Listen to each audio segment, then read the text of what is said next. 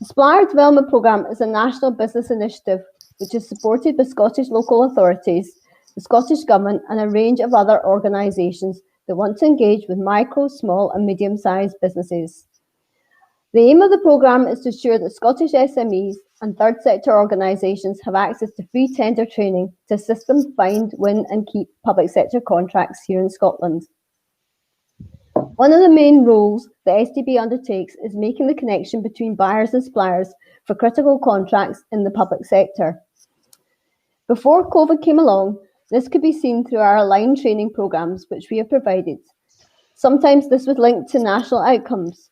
For example, so that children and families could benefit from the early learning and childcare expansion to the 1140 hours contracts in all Scottish local authorities, SDP has helped facilitate tender training to nurseries, childcare practitioners and sole traders like childminders through the delivery of dedicated tender training to ensure that local suppliers could respond to local opportunities in their area. There are loads of examples that I could share with you, such as contracts for taxi drivers needed to do the school run, to roofing and construction opportunities, social care and more. Since COVID, SDP has not stood still for a second. If anything, we have redoubled our enthusiasm for providing the vital link between suppliers and public sector buyers to demonstrate that the public sector is very much an open and connected, because we know this is an extremely pressured time for your business and for government. You can see the public sector has been working flat out to support you, and you can also see how vital local businesses in these times of crisis can be helped. If you're a first-time bidder, the Supplier Development Programme wants to support you in your first bid for public sector contracts. Or if you've been bidding successfully for years and want some support on how to bid better and improve your bid, then we're here for you too. We have invested in this virtual event technology and partnered with Fife Council to bring you opportunities that you can bid for, including within the existing supply chain and the exciting opportunity projects that are coming up in Fife. Through our expert trainers and bidders, we hope that you will be able to find some skills and support to help you bid through these challenging COVID times. Today's event is the first of many regional events that we are working with various local authorities, and I do hope you'll be able to come along to them in the future. By facilitating these connections and promoting contract opportunities, SDP will help businesses like yours bid better and increase your chances of submitting a winning tender. The SDP's team of trainers have an amazing depth and breadth of experience in public procurement and tendering, and during our sessions, they often share their experiences on what good bids and indeed some not so good bids look like. We're delighted to offer you access to this experience today. Remember, these trainers were once in your shoes when they decided to bid for the SDP's training framework, and they were successful. So I hope you have your burning questions ready about tendering, writing a bid, what is a community benefit, or indeed how best to engage with the public sector. I'm delighted to welcome Derek Hamilton, Category Manager of Fife Procurement, and the three trainers, SDP trainers, Jill Joy, John Clark and Julie Caughey, to be part of this session. So I'm hoping we're going to have some questions lined up shortly, and we look forward to hearing from you.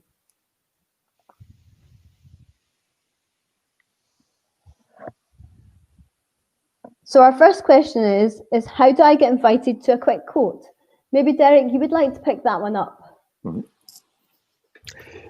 If you're needing to be invited to a quick quote, what you need to do is make sure that you're registered on Public Contracts Scotland and that you've ticked the relevant buttons on Contract Scotland to make yourself available for quick quotes, and also that your profile on Public Contracts Scotland is as up to date as possible, so that if anybody's using the quick quote facility within the council, they can search on suppliers that if they're looking for new suppliers or new people to invite to quick quote, they can do a search on quick quote and they can search using the profiles.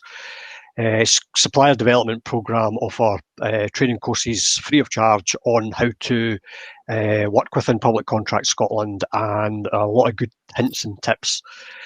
If all else fails, give somebody in corporate procurement a phone if you're wanting to speak to somebody in Fife Council, and I'm sure we'll help you out. Okay, that's great. Thanks for that, Derek. Do any of our other trainers want to add in anything else to that? Yeah, can I just say something from Inten's point of view? It's quite important just to say what you do different to other people. So added value, community benefits, sustainability, those kind of things that are maybe not part of the standard contract delivery is very important as well to mention. Okay, thank you for that, Jill. Can I say something as well, Jill? Sure. Yeah, I think, putting your profile on PCS, it's the supplier finder profile, and changing that to public is absolutely vital for quick quotes. The other thing that you probably need to do is make yourself known to the people who are doing quick quotes. So Derek might be able to say a bit more about this, but sometimes the quick quotes don't always take place on Public Contracts Scotland. It can be by email for very low value ones in some organisations, but also even if it is on PCS, they still need to know who to invite. So sometimes you have to make yourself known. It's not always procurement who do quick quotes. In some organisations, they devolve that out to the service areas. So for example, if it's an education one, you might get somebody from education doing it, waste services, and so on, and it's not always procurement. So you have to do a little bit of digging really to find out who will be doing the quick quotes for your area, and ask them if they can add you onto their list of contractors that they will invite. Thank you for that, Julie. Can I just remind those of you who've joined our session that you can post your live questions through the Q&A facility. So I'll just take another question now. How can I get feedback on my bid once I've made a tender? Derek, perhaps since this is a Fife event, I'll maybe put that to you first of all. If you've tendered for a formal tender, regulated procurement, the letter that you receive will have information on it about the scoring of your tender and the pros and cons of your tender. If you're unsuccessful, and it'll also give clear guidance on who to contact and when to contact them about further information and debriefs. We're always happy to give debriefs, because the debrief isn't about explaining a lot of the time about what we've done or why we've done it, but also to help people maybe improve their scores, because sometimes people come back to us asking for a debrief to say, I got a really good score, but how do I get an excellent score? I think that's an excellent point, Derek, and it's something that we always pass on to suppliers as well. So find out why you won this time. What was it that was different that made you win that bid? And I think that's a really good piece of advice. Oh, absolutely. Do you want to add anything else to that, John? Well, yes. I mean, it's probably more important to get feedback when you've won a contract, because it was good enough, but it wasn't perfect. So there will be areas there that you can improve. And by contacting the buyer at that point and making yourself aware of what those areas are, you can then put them into practice during your contract delivery phase. And, pleasing your customer is never a bad thing. Indeed. Can I just add something as well? There's quite a lot of situations where people get their results and they seriously just decide not to follow it up.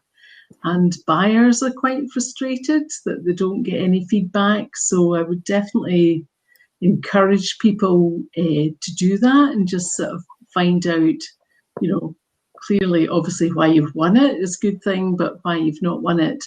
Some organisations are very scant in their information that they provide as well. So it's very important just to keep pressing to get the reasons why versus the criteria, if you like, that you've failed or you've not reached the mark. Okay. So the next question we have here is about how can I maybe identify projects that are suitable for community benefits? Sorry, Derek, I'm going to come to you first again since you're in Fife. Okay. Under the procurement regulations, anything over 50,000 for goods and services and 2 million for works. In Fife, that's £500,000 for works. We've lowered the regulated value in Fife. But if we take goods and services at 50,000, there is a requirement to consider community benefits in every procurement exercise that you're carrying out. It's important to stress the word consider, and it's got to be proportionate and appropriate, etc. So the community benefit should be detailed, or information around community benefit should be detailed in the actual tender document received. If there should be links to examples, there should be some guidance on how the community benefits will work. And it should also detail whether the community benefit will be scored or unscored as part of the tender process, and also what the relevant. Okay.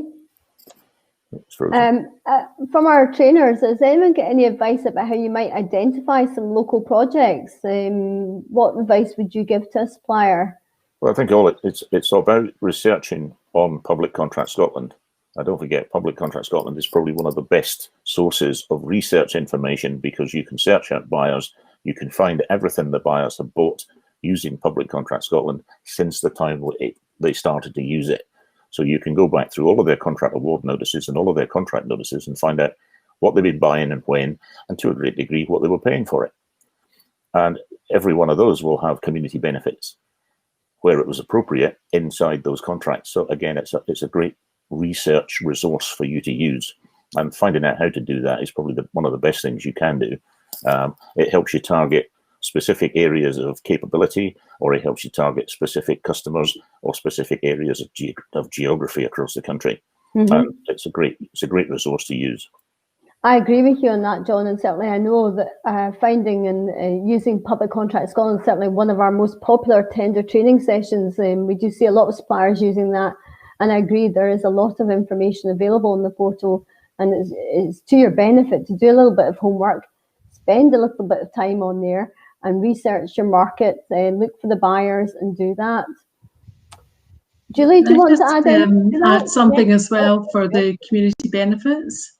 Yes. Quite often the tender documents include lists of individuals that are involved in third sector or connections, and it's absolutely okay to contact them during the tender process. A lot of people feel they can't do that. So I would definitely be looking at speaking to employability people, charities, who is involved in the local area that you're going to be bidding for, and trying to sort of make a connection, if you like, that's very personal to the people that you're bidding for. Okay, thank you for that, Jill. Oh, Julie? For me, the key to community benefits and scoring well on community benefits is to make sure it's specific to the buying organisation and not a generic response. And by doing that, it's actually also about what you're going to do, not what you have done in the past. So in the tender response, what are you going to do that's in that particular geographical area, and that's going to be of value to them. So some tenders, they actually tell you what they want you to do, or they tell you what's valuable to them. In other cases, they don't, and you've got to do a bit of homework. So, for example, housing associations, they are more interested in anything that's going to help tenants and residents, whereas local authorities, quite often it's employment or sustainability.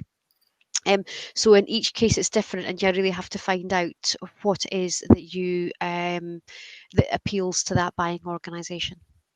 That's great, thank you. Right, we've just got about 5 minutes left to go. So what I thought was I might ask each of you what your top tips would be for suppliers. So John, could you maybe give me a top tip? Well, you can only bid for something that you fully understand. So my top tip is to make sure you've read all of the contract documents and you understand what you're being asked to deliver. And if anything is not clear, get in early with your questions. Great tip. Jill? I think the biggest feedback complaint we get from buyers is the cut and paste type scenario. So as soon as you get a tender opportunity, read it through, think through, like day one, what I going to do to kind of meet this need, and write your whole tender for that client. So not generic, plenty evidence, no opinions, I'm fantastic, blah, blah, blah. Yeah, so very focused on the client and what they're looking for. Thank you, Jill. Julie, what would be your top tip? Mine would be to not just do quick fire tenders and go for everything that's out there, but to think carefully, have a look at each opportunity, and think carefully about whether you've got a really good chance of winning it, and only go for the ones that you really feel quite strongly about, because it's much better to do one excellent tender than to do 10 pretty average tenders. Okay, thank you for that. I think if I had to think of one, I would say timing. It's so important to get your timing right, to understand when you can ask your clarification questions, when you have to have your bid in, and work back from that point. And if you can, have your tender library ready. So have all the documents you commonly be asked in a tender process. So you already have any policies they might ask for, to have that ready.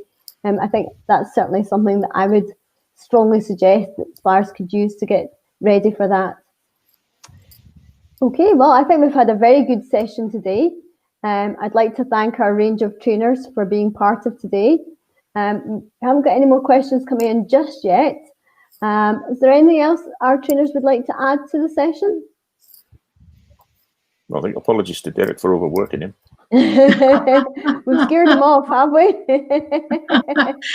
Can I just maybe add one thing? So quite a lot of clients or people that we meet with who are interested in public sector, and they get involved and they're sitting kind of waiting for the results coming through from Public Contract Scotland or other portals. So probably my kind of advice would be, don't just wait for the notifications. Go in and make use of what's in PCS and do a bit of research, search the buyers, check when all the deadlines are due for contracts that they know. So it's a wee bit more proactive, I would say. Yes, I think that's a very good piece of advice, Jill. There's a wealth of information in Public Contract Scotland. A lot of people don't realise that there's actually a contract register in there where you can go in and find some historical information and understand when contracts are coming up. And that probably takes me back to my planning, because from that you can understand when a contract might be re-tendered, and you can start to plan for that coming up, put in the dates in your diary, think about your approach, think about maybe talking to the buyer in advance. Are they going to change what the spec is? Are they looking for something different? How is the contract gone? And I think these are all very good proactive points and of course, that suppliers can think about. The top tip of all is to book in for some of the SDP training courses and find out how some of these things work. But of course, John, yes.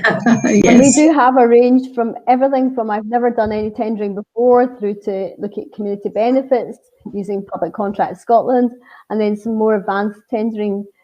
So I'd really like to thank our speakers for today.